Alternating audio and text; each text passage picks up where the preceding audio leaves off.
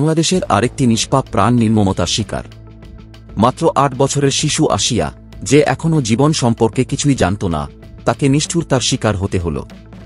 আমরা কি চুপ থাকব, নাকি ন্যায় বিচারের জন্য আওয়াজ তুলব? সামান্য উন্নতি হয়েছে বলা যাবে, কিন্তু খুব বেশি না বা আশাব্যঞ্জক কিছু না, কারণ এখনো তার জ্ঞান ফেরেনি। এ নিয়ে স্থানীয়দের মধ্যে তীব্র ক্ষোভের সৃষ্টি হয়। মাগুরার সড়কে বের করা হয় বিক্ষোভ মিছিল। প্রতিবেশীরা বলছেন, অভিযুক্তদের বিরুদ্ধে আগে থেকেই রয়েছে একাধিক ধর্ষণের অভিযোগ। অমুক জায়গা মাইর খেয়ে আইছে, অমুক জায়গা নিয়ে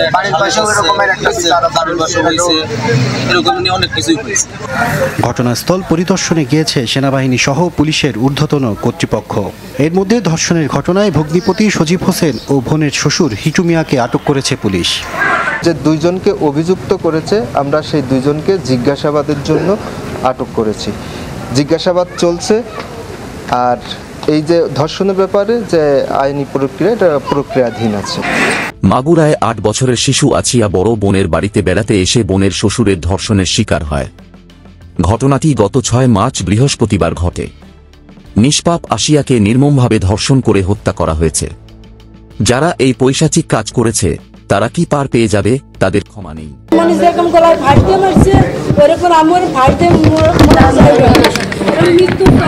আমার মনে যেরকম ব্লেডে কাটছে, গলায় ফাঁস দিয়েছে, ঠিক সেরকম বিচার চাই আমি আপনাদের কাছে। ওইরকম ফাঁসি দিয়ে যেন ওর মারে, ওইরকম যেন ওর ব্লেডে কাটে। আমার যে না আমার লোককে যে কষ্ট দিচ্ছে না, আমি নিজে ইচ্ছা দেখতে চাই এরকম ফাঁস দিয়ে মোরা। এইটুকু আপনাদের কাছে আমার বিচার চাইলো। বাংলাদেশের সংবিধান ও আইন কি এই নিষ্ঠুর হত্যাকারীদের উপযুক্ত শাস্তি দেবে, নাকি আমরা আবারও বিচারহীনতার সাক্ষী হব?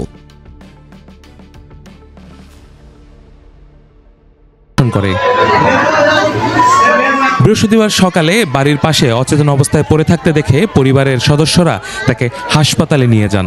চিকিৎসকরা জানান, প্রথমে শ্বাসকষ্টের রোগী হিসেবে আনা হলেও পরে ধর্ষণ ও হত্যা চেষ্টার আলামত পাওয়া যায়। আমি যখন পেশেন্টকে রিসিভ করি, পেশেন্ট আনকনশাস এবং অ্যাক্টিভ কনভার্সন হচ্ছিল এবং ওর গলায় একটা ব্রুইশ মার্ক আছে, শরীরের বিভিন্ন জায়গায় স্ক্র্যাচ মার্ক আছে, আর মাসিকের যে রাস্তা মানে ভ্যাজাইনাল ওপেনিং, ওখানে থাইমের রাপচার এবং ছোট একটা টিয়ার আছে এবং ওখানে ব্লিডিংও আছে, সামান্য একটু ব্লিডিং আছে। ঘটনার সঙ্গে বড় বোনের শ্বশুর হিটু শেখ জড়িত বলে দাবি করে শিশুর পরিবার। ভোর রাতে বোনের স্বামী সজীব শেখকে আটক করা হয়। এর আগে বৃহস্পতিবার দুপুরে পুলিশ এবং সেনাবাহিনীর সদস্যরা অভিযান চালিয়ে বোনের শ্বশুর হিটু শেখকে আটক করে। শিশু বাচ্চা আত্মীয় বাড়ি আসে যে এই ঘটনা ঘটাইছে, হ্যাঁ, আমরা সরকারের কাছে বিচার চাই। যে নিজের বাপের কাছে যে মেয়ে সেফ না, তাহলে মানুষজন ছোট ছোট বাচ্চাদের কিভাবে সেফ থাকে? আপনারা যারা এই ভিডিও দেখছেন, আসিয়ার জন্য আওয়াজ তুলুন, শেয়ার করুন, যাতে এই অন্যায়ের বিচার দ্রুত হয়। আসিয়াকে আমরা ফেরাতে পারব না, কিন্তু তার হত্যাকারীদের ফাঁসির মঞ্চে দাঁড় করিয়ে ন্যায় বিচার প্রতিষ্ঠা করতে পারব।